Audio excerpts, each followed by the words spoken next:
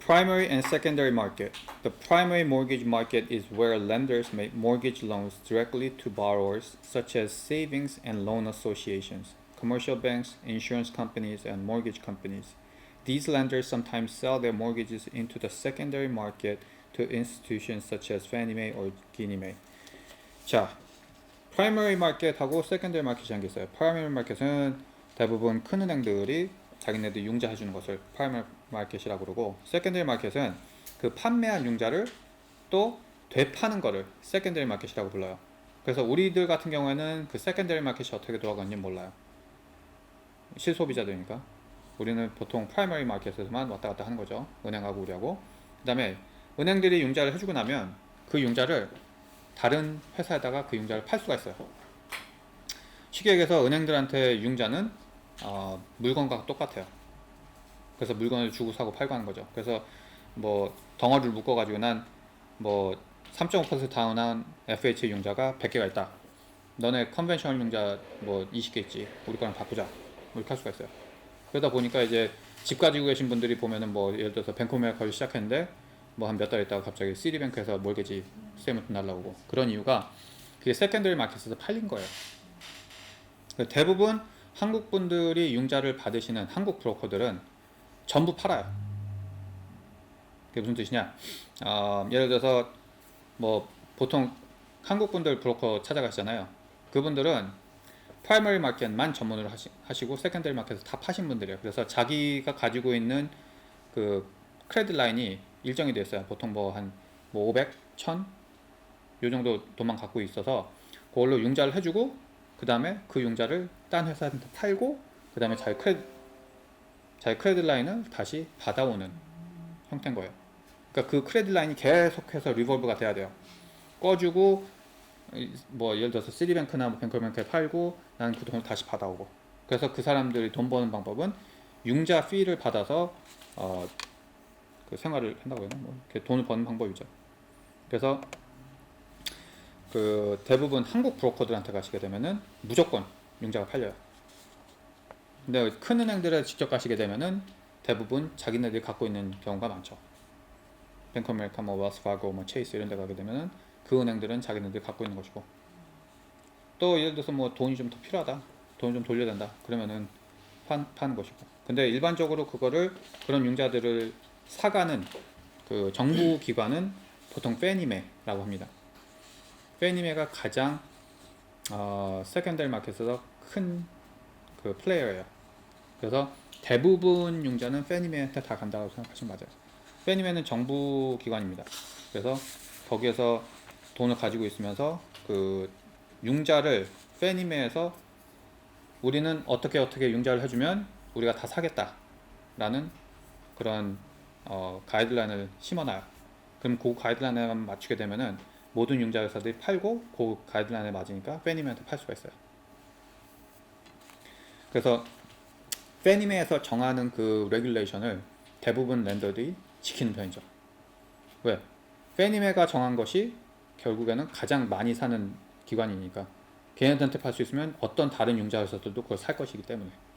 그래서 페니메가 정해놓은 그 가이드라인을 지키는 게 상당히 중요해요. 그래서 그 가이드라인을 생각해보자면 상당히 여러 가지가 많이 있거든요. 뭐 론, 융자 금액, 융자 한도도 몇 년 전만 해도 뭐 40만 불 왔다 갔다 했어요. 근데 그러다가 뭐 45만 불까지 올라오고. 그래서 그 45만 이상이었을 경우에는 일반 융자가 안 되는 거예요. 페니메에서 안 사요.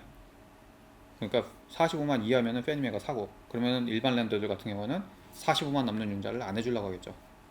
되팔 수가 없으니까.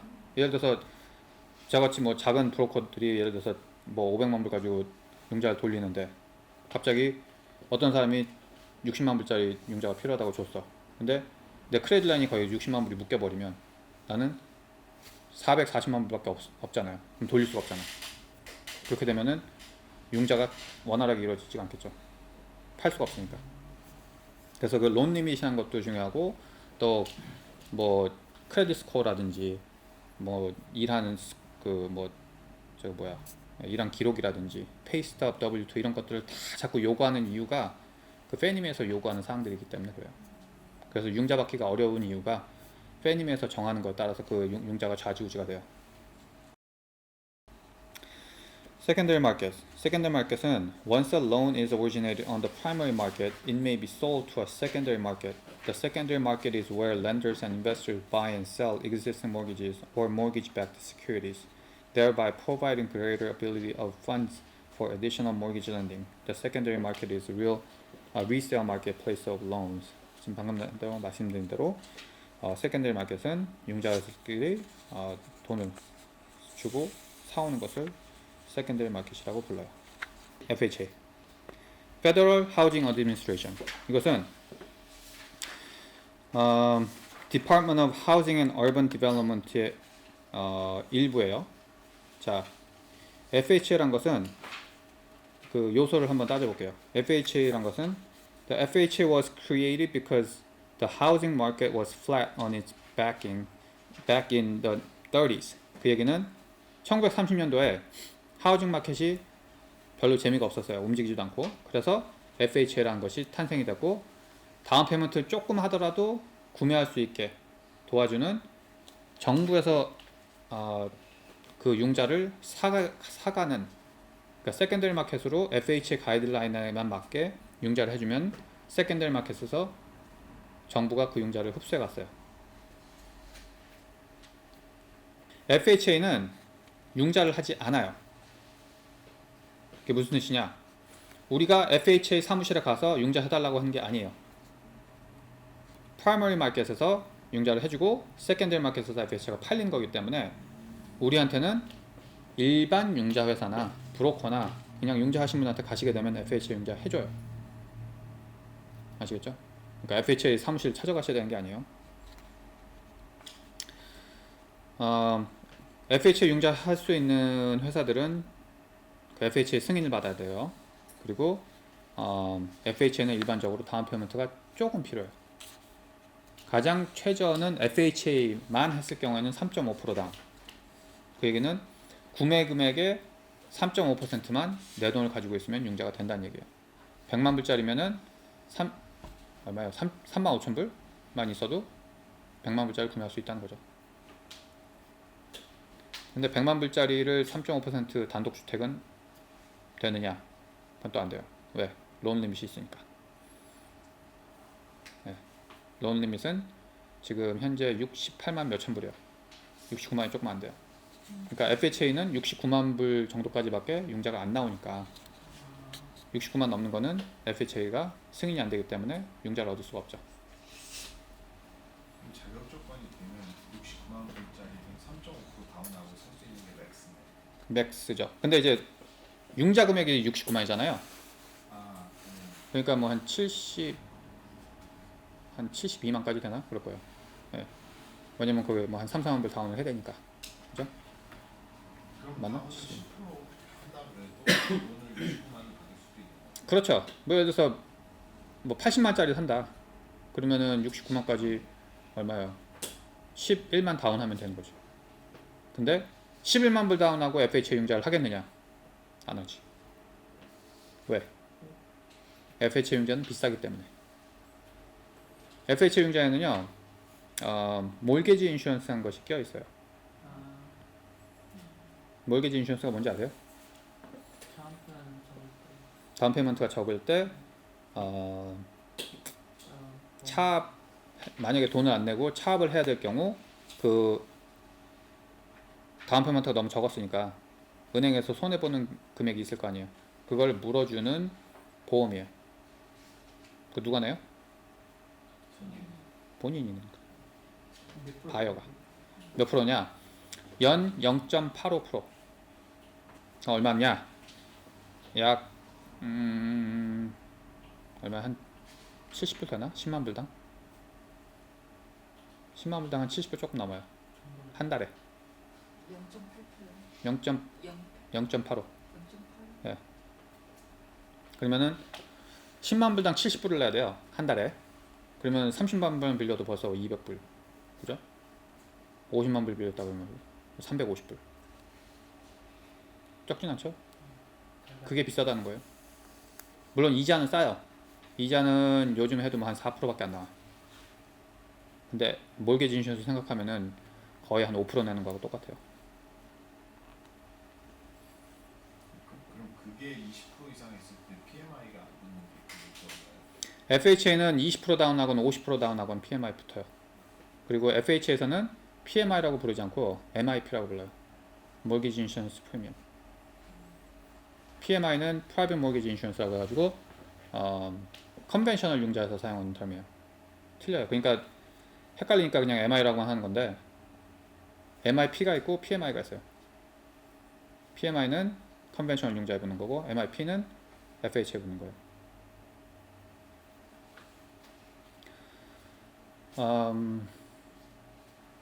FHA 같은 경우는 20% 다운을 해도 몰게지 인슈런스가 붙고 컨벤셔널 융자 같은 경우는 20% 다운 플러스 이상을 다운하게 되면은 몰게지 인슈런스가 안 붙죠. 그렇기 때문에 아까 말씀드린 대로 80만 불짜리인데 11만 불 다운하고 FHA를 쓰겠느냐? 컨벤셔널이 싸죠. 그렇게 되면. 물론 이제 80만 불에 20%가 안 되긴 하지만 그래도 FHA에 안 쓸 수 있으면 안 쓰는 게 싸요. 차라리 5% 다운하는 컨벤셔널 융자가 더 싸요. FH 3.5%보다. 3%짜리 컨벤셔널 융자도 있어요. 3% 다운. 근데 그거하고는 FH하고는 거의 비슷한데 5%만 다운하셔도 FH보다 싸져요. 이상해요. 이자가. 그러니까 이자라든지 뭐 몰게지 인슈런스라든지 이런 걸 종합적으로 봤을 때 하다못해 100불이나 뭐 200불이라도 싸요. 컨벤셔널이. 이자는 더 싸게 보일지 몰라도. FHA의 장점은 뭐냐면 우선 다운 페이먼트가 적다는 거. 그리고 되게 이렇게 가이드라인이 관대해요. 무슨 뜻이냐? 아까 그 차압 얘기했을 때 7년 넘어야지 컨벤셔널 융자 된다고 그랬고 FHA 같은 경우는 4년에도 된다고 그랬죠. 그게 무슨 얘기예요? 차압됐더라도 기록이 짧아도 FHA 융자 쓰겠다 그러면 융자가 나온단 말이에요. 근데 컨벤셔널은 안 돼. 그렇기 때문에 4년에서 7년 사이 된 사람은 옵션이 FHA밖에 없어요. 그러니까 이런 경우에는 뭐 어쩔 수 없이 20% 다운을 해도 FHA를 써야 되겠지. MI가 있더라도 정 사고 싶다면 아니면 뭐 7년 기다려가지고 컨벤셔널 받던지.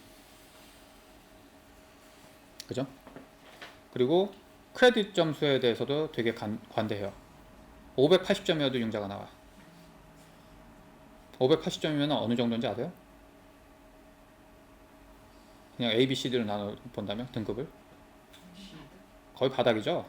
D 뭐 이 정도급밖에 안 되는 거예요. 580이면 그래도 융자가 돼요. D급이어도. 컨벤셔널은 미니멈이 얼마인지 알아요? 680. 컨벤셔널 미니멈 680인데 680에 그 크레딧 갖고 오시잖아요. 이자 겁나게 올라가요. 720 이하면 엄청 비싸요. 근데 FHA 같은 경우는 620 fine. 한 650만 돼도 페널티가 없어요. 광고할 때 뭐 크레딧이 나빠도 융자 됩니다 하는 게 이건가 보죠. 그렇죠. 580만 돼도 융자가 나오니까. 그리고 또 장점은 빚. 개인 빚에 대해서 되게 관대해요. 예를 들어서 컨벤셔널 같은 경우는 이제 빚이 많은 만큼 융자 가는 금액이 줄어요. 근데 FHA는 어느 정도 한도까지는 그 융자 금액이 줄질 않아요. 그게 뭐냐면 이제 DTI, Debt to Income Ratio라고 하는데 DTI가 높다. 그 얘기는 본인이 버는 거 비해서 매달 나가는 빚이 많다. 뭐 크레딧 카드, 뭐 차 페이먼트 이런 것들이 높다라는 뜻이에요. DTI가 높다는 뜻은. 그 얘기는 은행에서 봤을 때는 위험 부담이 되겠죠. 네? 빚이 많은데 거기다 대고 집 융자까지 해주게 되면 이 사람 페이먼트 할 수 있는 거야? 이런 질문이 생길 거 아니에요. 그게 보통 컨벤셔널 융자 같은 경우는 그거를 45, 48까지 봐줘요. 45에서 48%. 그 얘기는 현재 벌어온 금액의 절반을 안 봐준다는 얘기예요. 그러니까 본인 크레딧 카드, 몰게지 내는 거 이런 거 합쳤을 때 본인 인컴의 한 45% 넘으면은 힘들어진다는 얘기예요. 그러니까 예를 들어서 한 달에 10,000불 번다. 그러면 몰게지하고 차값하고 학생융자, 뭐 크레딧 카드 빌 이런 거 재산세, 보험료 이런 거 다 합쳤을 때 4,500 이상이 되면은 융자가 안 나온다는 얘기죠. 그게 DTI예요. 컨벤셔널은. 근데 FHA는 58%까지도 해줘요. 그러면은 만불 버는 사람이 5,800불까지 몰개지를 떠안을 수 있는 거예요. 빚을. 그러면 그만큼 더 많은 융자가 가능하겠죠. 그래서 빚 많은 사람들은 FHA가 답이 되는 것이고. 근데 그렇다고 또 생각해 보면은,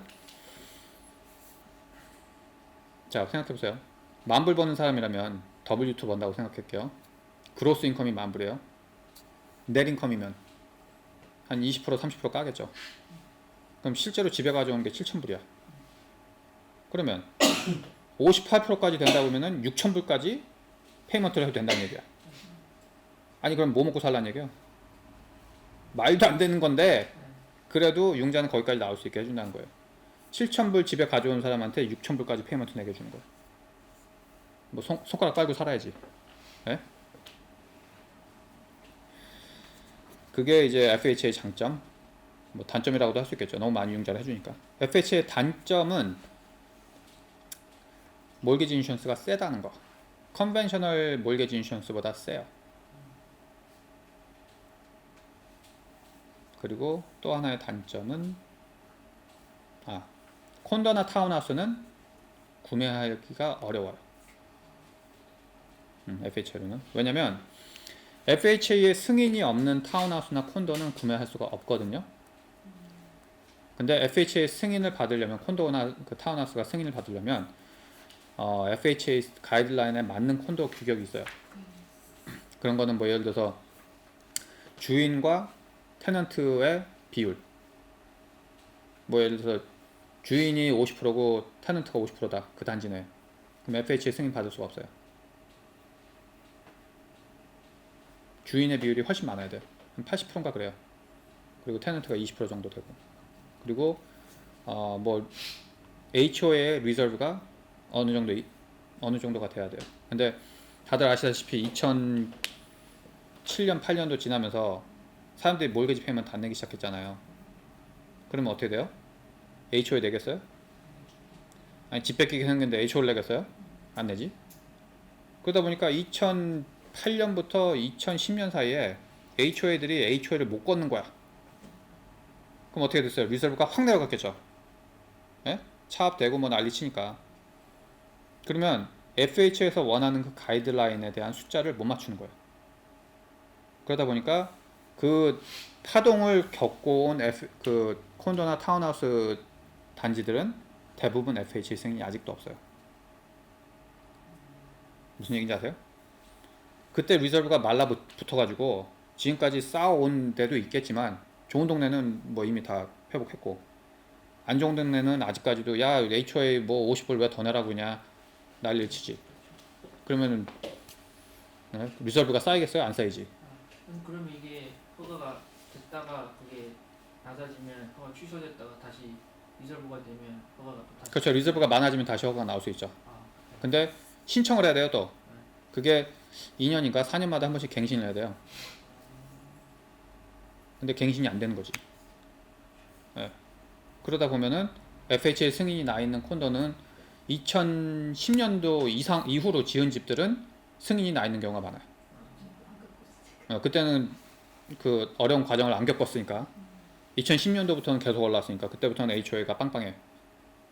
그러니까 2010년 이후로 지은 것 같은 경우는 대부분 FHA 승인이 있어요. 근데 이전에 지은 것들이 한 90%가 없어요. 그때 진짜 페이먼트 안 내면 뭐 거의 다 안 냈죠. 그러니까 이런 것들을 아시는 게 부동산 에이전트예요. 저는 2009년도에 미국 2009년도에 미국 왔으면 모르지. 네. 그때부터 좋아졌으니까.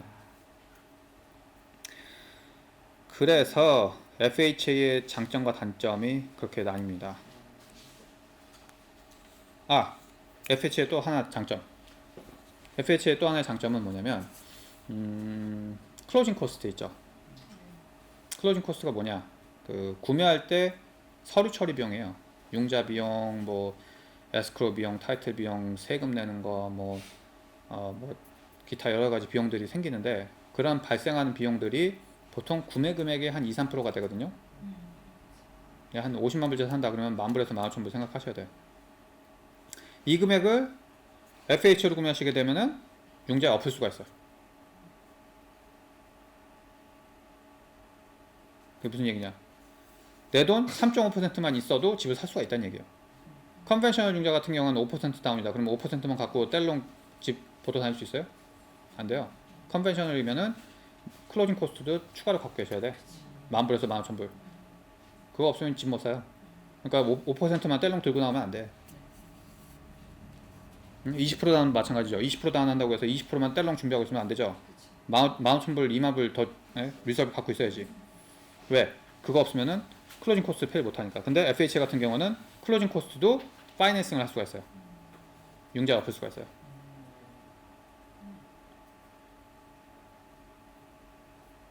그래서 진짜로 3.5%만 다운하고 집을 살 수가 있죠. FHA 같은 경우는. 이런 게 있는지도 몰랐어요. 대부분 몰라요. 들어보지도 못했어요. 그럼 이런 분들이 집을 살 때 대부분 컨벤셔널 컨벤셔널. 한국 분들은 제가 아까 말씀드렸잖아요. 그 한국 브로커들, 한국 융자 브로커들은요 99%가 컨벤셔널 융자를 해요. FHA 해본 사람 거의 없어요. 정말로. 왜 그러는 거예요? 첫 번째, 인컴 베리피케이션이 확실해야 돼. 벌써 거기서 다 수긍하시죠? 인컴 확실해야 된다 그러면 거기서 벌써 수긍이 가는 거야 이제. 아 그렇구나. 그러니까 안 되지. 네. 한국 분들 W2는 괜찮지만 그렇죠. W2는 괜찮죠. 장사하는 사람 캐시 갖고 있는 사람들은 장사하는 사람들 캐시 받으면 융자가 안 나오죠. 그죠? 자, 텍스를 제대로 보고를 안 하면 세금 복을 제대로 안 하니까. 그래가지고 어떤 분들은 나 한 달에 10,000불씩 그 통장에 들어오는 거 보여줄 수 있는데 그럼 뭐야 세금 보고를 뭐 2,000불밖에 안 내는데. 그럼 이제 그냥 직장인들 W2 받는 사람들은 가능. 그렇죠. W2는 뭐 울며 겨자 먹기로 세금 보고를 다 해야 되니까. 예? 그러면 어쩔 수 없이 세금 보고 다 보여주고 한 거예요. 그러면은 그런 사람들은 오히려 이게 더 낫지. 그렇죠. 그렇기 때문에 월급 받으신 분들은 FHA 언제든지 가능해요. 한도가 없나요? 첫 집이다, 둘째 집이다 이런 게 없나요? 본인이 거주할 집이면 돼요. 그걸 은행이 믿어주면 돼요. 컴튼의 첫 집으로 포인이 산다. 그래도 본인이 들어가서 살 거라고 하면 뭐 그런가 보지 하고 줘요. 근데 만약에 뭐 플러튼 동네 좋은데 뭐 70만 불짜리 콘도 갖고 있는데 컴튼에다가 포인이 사겠다. 그럼 안 믿어주지. 너 거기 살다가 진짜 거기 들어갈 거야? 안 믿죠. 또는 FHA로 예를 들어서 버지니아에 집을 샀어. 그러다가 캘리포니아로 이사를 오셨어. 그래서 여기에 직장이 있어. 그럼 여기 또 FHA 또 나와요. 말이 되니까. 거주할 거 보이니까. FHA가 좋은 점이 상당히 많아요. 근데 FHA 융자 회사에서도 한국 그 회사들은 FHA 융자를 해본 적이 없기 때문에 이 프로세서들도 그렇고 융자 에이전트도 그렇고 잘 몰라. 여기에서는 예. 해본 적 있어요. 여기, 저요? 예. 저는 밥 먹듯이 했죠. 왜냐면 저는 이제 부동산을 처음 시작했을 때 히스패닉 시장에서 시작했어요. 히스패닉 시장의 장점은 뭐냐면 FHA 다 W2야. 99%가 W2야. 그럼 융자 빵빵이 나와요. 하다못해 맥도날드에서 부부가 일하잖아요. 50만 불짜리 융자 나와. 아니 그게 인컴 대비 몇 배까지 나온다고. 그러니까요. 한 미니멈 페이먼트를 받아도 네. 예를 들어서 12불 받는다고 칠게요. 그러면 한 달이면은 아무리 못 받아도 2,500원 받단 말이에요. 그러면 두 명이면 5,000불 받죠. 그럼 25만 불 융자 나오는 거예요. 둘이서. 그렇기 때문에 이 뭐 45%, 43%의 DTI 숫자가 괜히 있는 게 아니에요. 되게 과학적인 거예요. 네. 제가 융자도 이렇게 하기 때문에 손님들 이렇게 인컴에다가 이렇게 크레딧 이렇게 비교를 많이 해보거든요. 그러면은 다 나와요. 네? 그 사람들이 실제로 얼마 벌고 있는지, 캐시로 얼마 벌고 있는지 다 보여. 네? 얘기 안 해줘도. 근데 융자가 안 되는 거지. 그렇기 때문에 묻지마 융자로 가는 경우가 많아요. 그래서 FH의 장점은 인컴이 조금 해도 나온다는 거. 그리고 하다못해 FHA 같은 경우에는 뭐 엄마 아빠 뭐 친구 사촌 동생까지 다 불러가지고 FHA 융자 받을 수 있어요. 한 집 사는데. 근데 히스패닉 사람들은 어떻게 해요? 다 같이 살잖아. 다시 살아야 된다. 그럼 2,000불씩 버는 뭐 친척 다 불러가지고 5명이 들어가가지고 사도 돼. 나와. 근데 한국 분들은 10,000불씩 번다고 그러지만 다 1099 또는 자영업. 그러니까 융자가 안 되는 거예요. 그렇기 때문에 한국 사회에서는 FHA를 잘 모르는 이유가 그거예요. 그렇기 때문에 20% 30% 다운해야지 집 살 수 있다는 얘기가 흔한 이유가 그거예요. 월급 받으신 분들은 FHA 꼭 하셔야 돼. 왜요? 뭐가 억울해요? 아니 그랬으면 훨씬 좋은 조건에 융자를 할 수도 있었잖아요. 그렇죠. 그러니까 아는 게 중요한 건데 솔직히 이 부동산 클래스에 나오신 8주 동안 나오신 이유는 요거 하나만 얻어가셔도 나온 이유 충분해. 이 FHA란 것만 알아가셔도. 근데 FHA 융자 잘 설명해 줄 수 있는 사람도 많진 않아요. 대부분 한국 에이전트들은 FHA 융자 해본 적도 없기 때문에. 그렇기 때문에 이제 외국 회사나 가보시고 뭐 큰 은행들에 가보시면 그때 가서 FHA 융자 뭐 얘기를 해주는 거죠. 그래서 저도 20% 다운해야지 집 사는 줄 알았어요. 저도 부동산 안 했을 때는. 그래서 더더욱 융자에 대해서 파고들었죠. 내가 알고 싶은 거야. 어떻게 해야지 집을 살 수 있나. 그래서 융자 정말 많이 팠어요. 제가 융자 에이전트는 아니지만. 그래서 FHA 융자 한번 얘기하자 그러면 웬만한 융자 에이전트하고도 얘기해가지고 제가 더 많이 알지 덜 알진 않아요. 그러니까 이런 거 자기 그 프로페션이 있으신 거에 대해서 진짜 많이 파고 들어가셔야 돼. 그래야지 남들보다 뛰어나질 수가 있죠. 그냥 뭐 융자나 몰라. 융자 에이전트하고 얘기해서 이러면 안 되죠. 그게 FHA 융자예요. 또 이건 뭐 FHA 융자 같은 경우에는 다른 사람이 도네이션을 해서 집을 사게 도와줄 수도 있고, 자식한테. 뭐 자녀분한테 돈 줘가지고 자녀분이 집 사게 해줄 수도 있고. 그리고 이 FHA는 벌룬 페이먼트는 없어요. 그 얘기는 30년 고정이나 변동만 가능하고 에모타이즈드 원금 갚아나가는 것밖에 없고요. 그래서 자 이게 재밌는 게 뭐냐면 FHA에서 차압을 한 집들은 허드 홈이라고 그래요. HUD 들어보신 것 같아요? 허드 포클로저라는 게 있어요. FHA 융자를 얻어간 사람이 페이먼트를 못 내게 되면 Housing Urban Development Department에서 그 집을 뺏어가는 거예요. 은행이 아니에요. FHA는 뭐 뱅크 오브 아메리카에서 융자를 해줄 수 있지만 세컨더리 마켓인 그 FHA에서 백킹을 해줬기 때문에 보험을 들어줬기 때문에 만약에 집주인이 페이먼트를 못 내면은 융자에서는 허드한테 찔러요. 고자질해. 야, 얘 페이먼트 안 내. 그럼 허드에서 차압하는 거예요. 가져가고. 그럼 은행은 몰게지 인슈런스도 있으니까 자기 원금 페널티 난 거 다 받아와요. 손해 난 거. 그리고 그 차익 남은 거는 허드에서 알아서 해결하고 차압을 하는 거예요. 그러다 보니까 차압을 허드에서 하다 보니까 허드 포클로저라는 게 있어요. 그거는 FHA로 집 산 사람을 포클로저 했을 때 허드 포클로저라고 해요. 그러면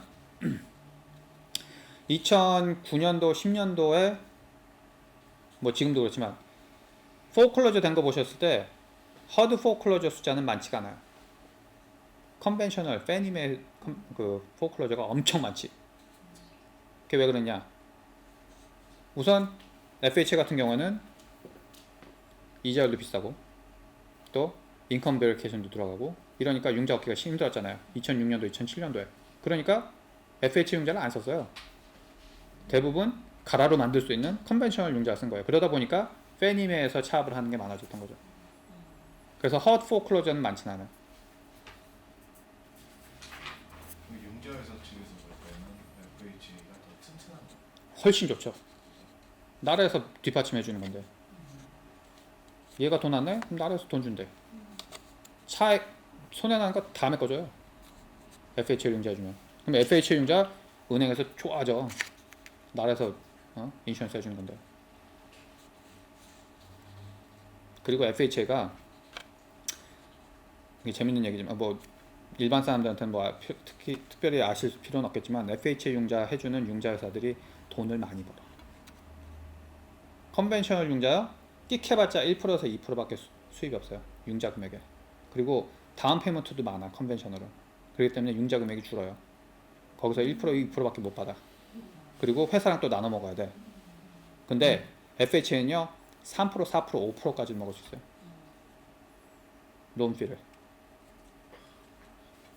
손님한테 받는 것도 아니야. 정부가 아니에요. 융자 회사에서 받을 수가 있어요. 이자율에 따라서. 그만큼 선호하니까. 융자 회사에서 좋아하니까 많이 하라고 장려하는 거예요. 야, 그래? 야 FHA 줄 거야? 내가 론피 많이 줄게. 갖고 와.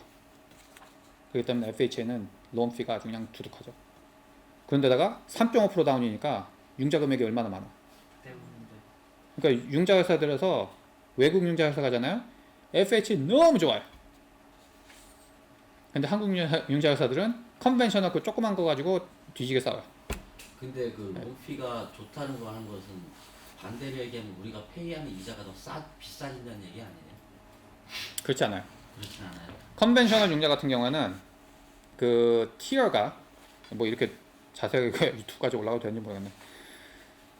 컨벤셔널은 그 이제 보통 융자 그 이자율이 0.125씩 올라가요. 근데 융자 회사에서 예를 들어서 1% 커미션을 먹겠다 그러면은 par rate이라는 게 있어요. 그러니까 그 어떤 그 소비자의 정해진 이자율이 있어요. 그러니까 내가 융자 회사로서 한 푼도 안 먹겠다. 그럼 예를 들어서 뭐 4.5%라고 할게요. 근데 내가 먹는 게 있어야 될 거 아니에요. 근데 손님한테 론피를 받을 수는 없잖아. 그죠? 보이니까. 그래서 4.75를 드리는 거예요. 그러면은 융자 회사에서 par보다 높게 팔았으니까 리베이트를 나한테 뭐 1.25나 그렇게 주는 거예요.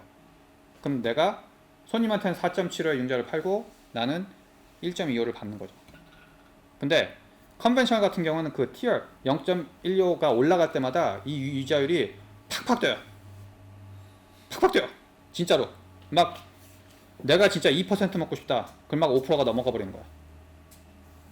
그러면 손님이 하겠어 이거? 안 하죠. 그러니까 손님 눈에 튀게 할 수가 없잖아요. 내가 2% 먹겠다고. 근데 FHA 같은 경우는 0.12 올라가도 론피 주는 게 팍팍 뛰어요. 0.125에. 컨벤셔널은 0.125 이자를 올려도 받는 게 적은 거 반해서 FHA는 0.1 올려도 막 1.5% 주는 경우도 있어요. 이렇게 많이 이자를 안 올리는. 그렇죠. 많이 이자를 안 올리더라도 돌아오는 게 많다는 거예요, FHA는. 그만큼 개런티 되고 튼튼한 그렇죠. 예. 근데 이제 일반 소비자들이 지금 이 비디오 보시면은 뭐 화나겠죠? 근데 뭐 어떡하겠어요? 론피 안 내고 집 살려면은 이자가 높아야지. 첫 시간에도 말했다시피 론피를 내면은 이자율이 싸지는 것이고 론피를 안 내면은 이자율이 올라가는 거예요. 누군가는 돈을 벌어야 되기 때문에. 그러니까 거꾸로 얘기하자면은 집 구매하실 때 론피 한 4, 5% 내시잖아요? 그럼 이자율 4%도 안 나올 수도 있어요.